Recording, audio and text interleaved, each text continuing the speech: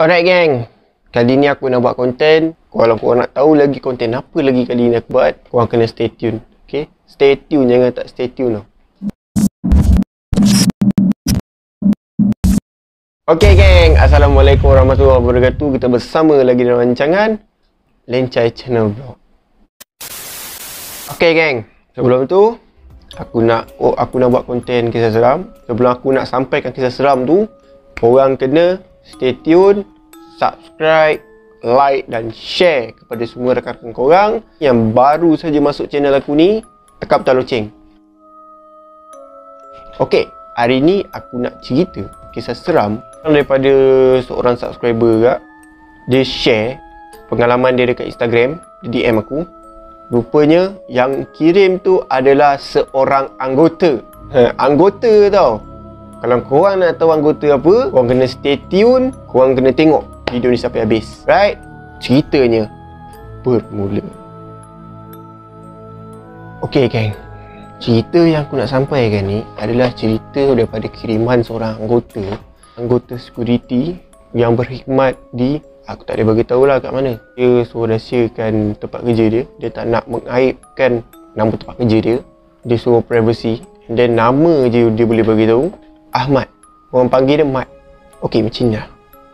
Masa dia ceritakan kisah tu, dia memang cakap dengan aku, dia memang dia tak nak simpan kisah ni. Dan dia pun nak kongsikan pengalaman dia kat aku. So, pun sampaikan pengalaman dia tu dengan korang semua. Aku ceritakan balik dan aku lakonkan balik. Okay, benda ni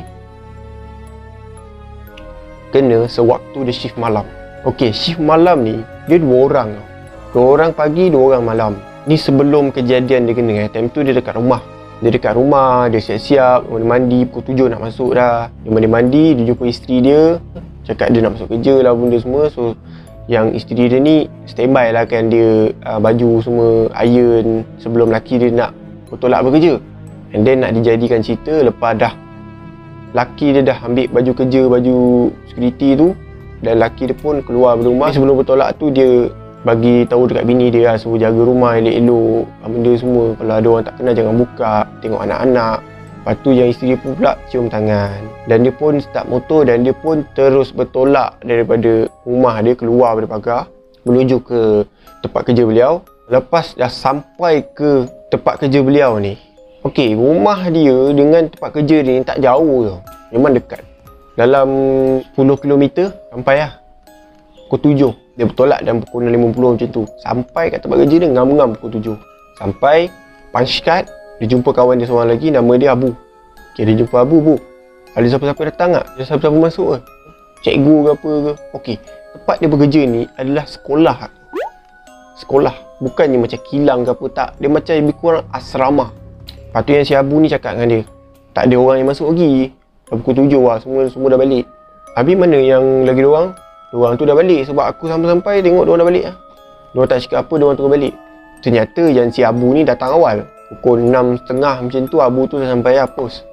Ahmad ni, kau nak clocking ke? Clocking. Aku rasa baik kau clocking kot. Si Mat cakap dekat Abu ni, ya engkau clocking. Okay, yang si Mat pula pergilah ambil clocking. Ambil clocking, keluar pada post, dia pergilah seluruh bangunan sekolah tu dikunci jam. Kunci jam pertama arah luar. Kunci jam kedua belakang sekali. Kunci jam ketiga kena naik atas bangunan. Kunci jam keempat kena pergi ke arah padang. Kunci jam yang kelima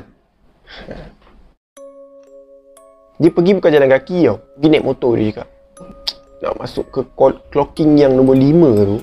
Kau tahu tak apa yang jadi dia tak fikir tau pasal benda-benda halus, benda semua dia tak fikir. Cuma dia fikir dia nak jalan kerja dia. Dia pergi kat clocking 5. Dia dah sampai ke clocking 5. Dia nak, okey, kunci jam tu dia banyak jenis tau. Kalau macam masa aku kerja security dulu, kunci jam aku yang jenis touch. Atau aku punya, kalau dia ni punya yang jenis clocking yang lama, jenis masuk kunci pusing, masuk kunci pusing. Memang leceh lah. Kena pusing sekali. Kalau kau pusing 2 kali nanti kan gaji kau kena potong. Tu yang leceh.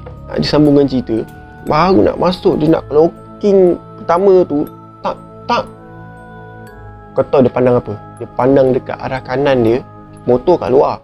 Dia masuk nak clocking jalan kaki. Depan dia tangki. Sing dia pusing dia ketak-ketak. Dia pandang belah kanan. Oh. Dia nampak apa? Dia nampak rambut. Weh, meremang Syabu sama aku. Dia nampak rambut. Rambut terjuntai. Panjang gila rambut dia. Hitam rambut dia. Baju putih. Muka tak nampak. Baju putih. Dia terus tak ada fikir banyak. 1000 langkah. Sup. Pergi kat motor. Start motor. Clocking 6 tak buat langsung. Dia terus pergi post. Dia cakap dekat kawan dia Syabu ni, "Weh bu, kat clocking 5 tu memang ada something Memang ada something pun. Kenapa kau tak bagi tahu aku awal?" Si Mat cakap, "Sebab itu hari pun aku dah kena dah macam kau kena. Nampak kat tandas kan?" Aku nampak kat tandas. Rambut panjang weh, tinggi weh. Clocking 6 aku tak buat pun. Teman aku, "Tak kau, aku nak tinggal kampus. Baik kau pergi buat doh, nanti kan sia-sia gaji kau. Nak tak nak kena buat lah." Dia terus pergi ke clocking 6. Dia start motor, dia terus sampai dekat clocking 6 tu. Okey, clocking 6 dia ni keliling tu belakang, kira orang cakap apa, satu bangunan. Ada bangunan tu kosong lah bangunan tu. Tak ada orang menghuni, tak ada pelajar yang menghuni kat dekat bangunan tu. Kat belakang dia ni kelapa sawit tau. Memang hutan kat belakang ni. Hutan. Kalau kau nak pergi ke bangunan tu, kau kena letak motor daripada luar. Kena jalan kaki ke bangunan tu buat clocking. Leceh siap.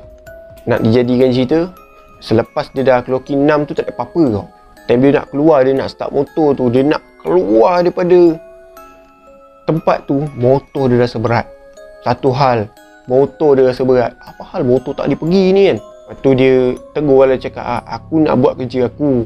Aku nak jalankan tugas. Tolong, jangan kacau aku." Bacalah apa yang ada dekat dalam hati dia. Dia baca.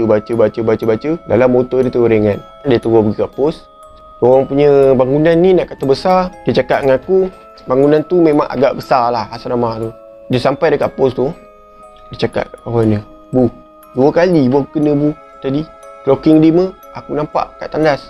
Clocking 6 dia main berat-berat motor aku pula. Tapi aku tak boleh terima clocking yang nombor 5. Yang tu. Memang kat situ ramai orang nampak tu. Bukannya budak siang pun, yang tugas siang pun, diorang pun kacau gak." Serius lah? Betul, dia kena kacau gak. Syabu cakap macam tu. Siang pun ada Siang pun ada. Kan tandas tu tak ada orang pakai. Mana ada orang pakai? Budak-budak pelajar mana pakai tandas tu? Berapa lama dah kosong tandas tu? Syabu cakap macam tu. Serius lah, lama cik. Lama, dah berapa tahun dah. Memang tak ada orang guna pun tandas tu. Tandas perempuan. Dan nak dibalikkan cerita, lepas tu clocking pukul 7. Pukul 7. Belum yang atas pukul berapa lagi. Sampai pukul 5 pagi. Clocking pukul 9 tu dia tak ada apa-apa tau. Dia cakap aku, tak ada apa-apa. Okey lah. Pukul 9. Lepas tu pukul 12. Okey lagi lah, tak ada apa-apa lah. Dia kunci jam. Sejam sekali yuk. Penikkan cerita. 12 malam. Kau bayangkan. Gini kali bukan rambut panjang ni nampak. Tempat clocking yang sama, clocking nombor 5, kau tahu nampak apa? Nampak gula-gula. Gula-gula tu yang paling aku benci ke di semua hidup aku. Betul ke? Aku paling benci siap gula-gula ni. Dekat bahagian tandas yang dia nampak rambut panjang.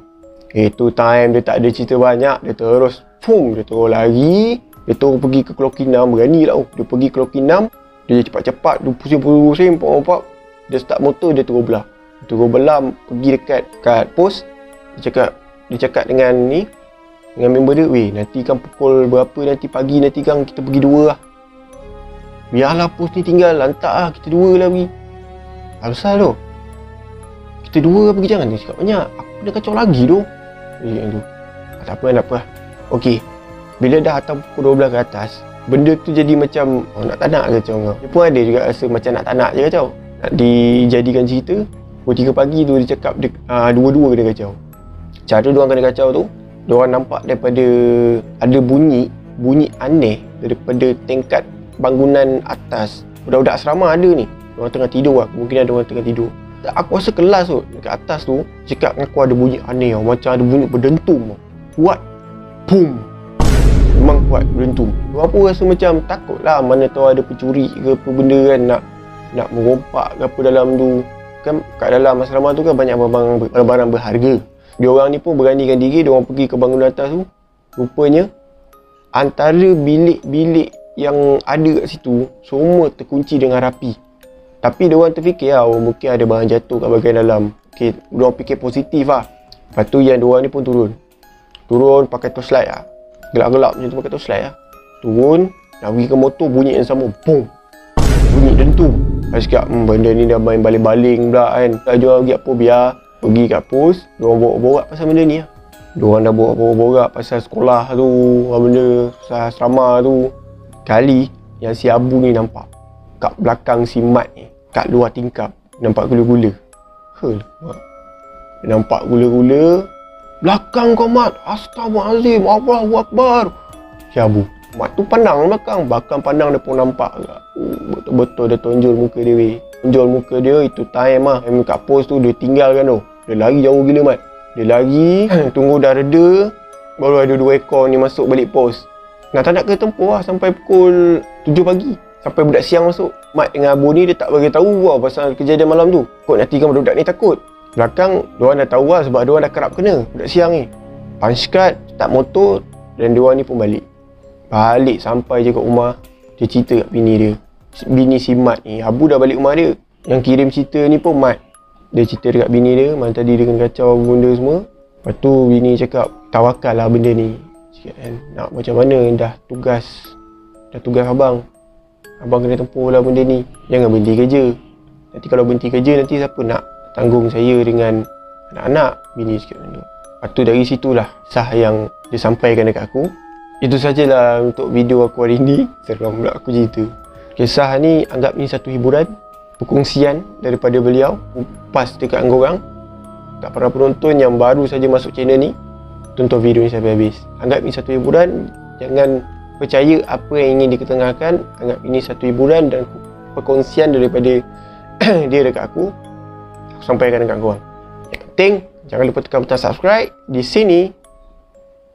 Like and share kepada semua rakan-rakan korang. See you in the next video. Assalamualaikum warahmatullahi wabarakatuh. Bye.